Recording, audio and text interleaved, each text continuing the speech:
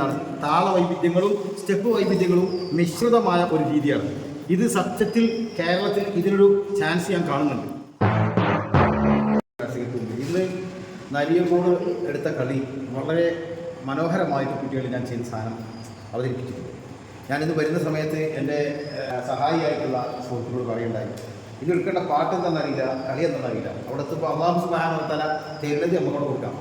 അത് പറഞ്ഞാൽ നിങ്ങൾ കയറുന്നത്. പക്ഷെ ഇന്ന് ഒരു പാട്ട് തന്നെ സെലക്ട് ചെയ്തപ്പോൾ തന്നെ അത് ഇതുവരെ എവിടെ ഒരു ടീമിൽ എടുക്കാത്ത പാട്ടായിരുന്നു. ഏതാണ് പാട്ട്?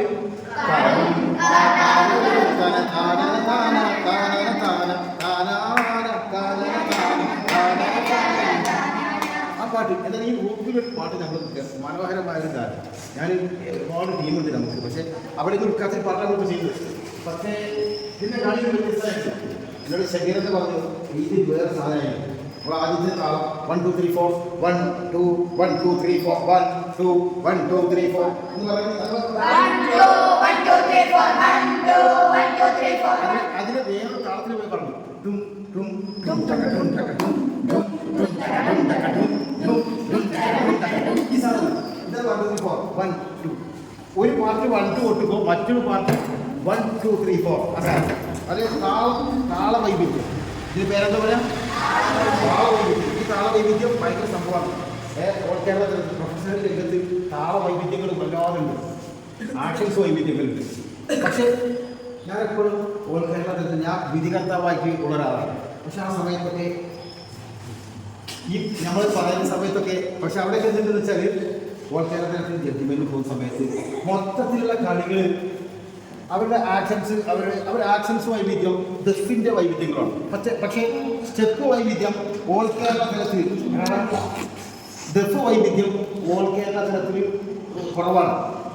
അതായത് ഒരു 15 മിനിറ്റ് കളിക്കുമ്പോൾ കേരളത്തിലെ ഏറ്റവും വലിയ ടീം എടുത്തു നോക്കിയാൽ ഒരു 15 വ്യത്യസ്തമായ, അതായത് ജന്യ സ്റ്റെപ്പുകളല്ലാത്ത വ്യത്യസ്തമായ സെപ്പറേറ്റ് ഒരു ഫ്രെയിമുള്ള സ്റ്റെപ്പുകൾ ഒരു 15 സ്റ്റെപ്പ് ഒരു 14-15 മിനിറ്റ് കളികളിൽ കാണുന്നുള്ളൂ. പക്ഷെ നമ്മുടെ ഈ മണ്ണാർക്കാട് ശൈലി എന്ന് പറഞ്ഞു കഴിഞ്ഞാൽ എന്താണ്, അവിടെ അതിൽ സ്റ്റെപ്പുകളാണ് കൂടുതലുള്ളത്.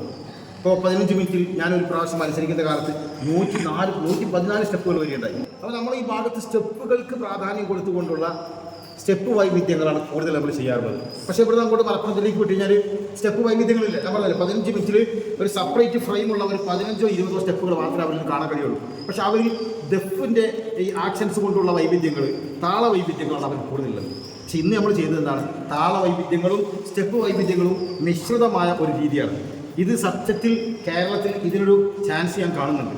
കാരണം 22 കൊല്ലമായി ദഫ് കളി രംഗത്തുള്ള ഞാൻ ഇതിൻ്റെ സഞ്ചാര വഴികളിലൂടെ മൊത്തമുള്ള കാര്യങ്ങളെക്കുറിച്ച് അതിൻ്റെ ഒരു ബോധ്യത്തിൽ നിന്നാണ് ഞാൻ സംസാരിക്കുന്നത്. അതുകൊണ്ട് എൻ്റെ ഈ വീഡിയോ ശ്രമിക്കുന്ന പ്രിയപ്പെട്ട പരിശീലകർ, അതുപോലെ തന്നെ ഓൾ കേരള തലത്തിൽ മദ്രസകളിൽ ദഫ് പരിശീലിപ്പിക്കുന്നവരൊക്കെ എല്ലാത്തരം വൈവിധ്യങ്ങളും ഉൾപ്പെട്ടുകൊണ്ടായിരിക്കണം. താള വൈവിധ്യങ്ങളും ആക്ഷൻസ് വൈവിധ്യങ്ങളും സ്റ്റെപ്പ് വൈവിധ്യങ്ങളും എല്ലാ വൈവിധ്യങ്ങളും ഉൾപ്പെടുത്തിക്കൊണ്ടുള്ള ഒരു കമ്പോസിംഗ് ആയിരിക്കണം ദഫ് കളി എന്ന് പറയുന്നത്. അൽഹംദുലില്ലാ അങ്ങനെ ഒരു ചാൻസ് കാണുന്നുണ്ട്. ഇന്ന് നമ്മുടെ മക്കൾ ഗംഭീരമായിട്ട് കളിച്ചു. അൽഹംദുലില്ലാ വളരെ സർപ്രൈസായിട്ട് അല്ലാഹു സുബ്ഹാനഹു വ തആല നിങ്ങൾക്ക് തന്നൊരു കളിയാണ്. ഞാനിങ്ങോട്ട് കയറി വരുമ്പോൾ എനിക്കറിയില്ല ഏത് പാട്ട് ഏത് കളി. അപ്പോൾ ഇവിടെ വന്ന് നിങ്ങളെ മുന്നിൽ നിൽക്കുമ്പോൾ എന്നിലേക്ക് അള്ളാഹു തോന്നിപ്പിച്ച് തരുന്നത് ആർക്കുള്ളതാണ്? അത് നിങ്ങൾക്കുള്ളതാണ്. ഇനി ഈ കളി എവിടെയെങ്കിലും പോയിരിക്കണമെങ്കിൽ നിങ്ങളെ സമ്മതിക്ക് വേണം.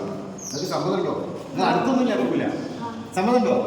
ഓക്കെ, നിങ്ങൾ അടുത്തെടുക്കില്ല. ഒഴിഞ്ഞെവിടെയെങ്കിലും പോയി ഞങ്ങൾ എടുക്കും. കുഴപ്പമില്ലല്ലോ. കാരണം നിങ്ങൾക്ക് ഇവിടുന്ന് അള്ളാഹു എന്നിലൂടെ തന്നതാണ്. അതിനനുസരിച്ച് ഞാൻ പ്രവാചകനാണെന്നൊന്നും കേട്ടോ. നമുക്ക് തോന്നിപ്പിച്ച് തരുന്ന ആരാണ്? നമുക്ക് കളിച്ചു തരുന്ന ആരാണ്? എല്ലാം അള്ളാഹുവോട് തരുന്നത്. അതാണ് സംഭവം. നമ്മൾ നബി സല്ലല്ലാഹു അലൈഹി വസല്ലം തന്നെ മീലാദ് ഈ പ്രവർത്തനം എന്ന് പറയുന്നത് നമ്മുടെ ഇവിടെ നടക്കുന്ന മീലാദ് വേദികളിൽ ഏറ്റവും പ്രധാന ഘടകം അത് ദഫ് കുട്ടികളാണ്. അപ്പോൾ അവർക്ക് കേരളത്തിൽ ഏറ്റവും മീലാദ് വേദിയിൽ ലഭിക്കുന്ന സമ്മാനങ്ങളിൽ ഏറ്റവും പ്രധാനപ്പെട്ടത്, ഏറ്റവും ബലപിടിപ്പുള്ളത്, ഏറ്റവും മനോഹരമായത് ദഫ് കുട്ടികൾക്കായിരിക്കണം. ഇത് നിങ്ങൾക്ക് മാത്രമല്ല, എൻ്റെ വീഡിയോ ശ്രമിക്കുന്ന സകല മാനേജ്മെൻറ്റിനോടും എനിക്ക് പറയാനുള്ളത്, ഒരു മീലാദ് വേദിയിൽ നൽകുന്ന സമ്മാനങ്ങളുടെ കൂട്ടത്തിൽ ഏറ്റവും വിലപിടിപ്പുള്ളതും പ്രധാനപ്പെട്ടതും ആയിട്ടുള്ള സമ്മാനം കൊടുക്കേണ്ടത് ദഫ് കുട്ടികൾക്കാണ്. അതാണ് ഈ സമയത്ത് എൻ്റെ വീഡിയോ ശ്രമിക്കുന്ന പ്രിയപ്പെട്ട മാനേജ്മെൻറ്റുകളോട് എനിക്ക് പറയാനുള്ളത്, സ്വാഗത സംഘങ്ങളോട് എനിക്ക് പറയാനുള്ളത്.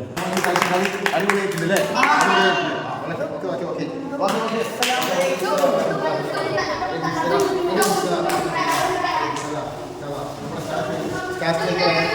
ചെയ്യാൻ പ്ലാനാണ്. ഓക്കെ.